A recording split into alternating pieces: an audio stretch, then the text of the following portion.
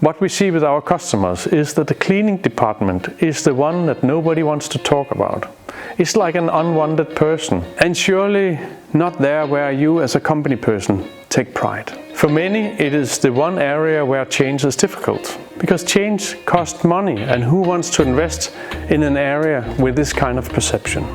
For the same reason, we often see that the main decision makers haven't really been in the cleaning department, and therefore they haven't really looked at what is the business impact of these challenges on the printing processes and the actual productivity. But trust me, there is so much to gain if you look at the full flow, from when you take the parts from the printing machine to cleaning and to bringing back the parts. And not only that, all the interactions with clean parts and the effects of having first time clean parts right have on the setup process, on the print job that you run, where you now and then may have to do a stop, and the troubleshooting involved.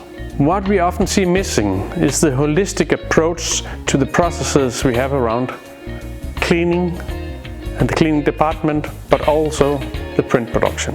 At FlexWash, we are happy to stand by your side and take you through a more holistic approach to investing in cleaning equipment to ensure that you get it right first time.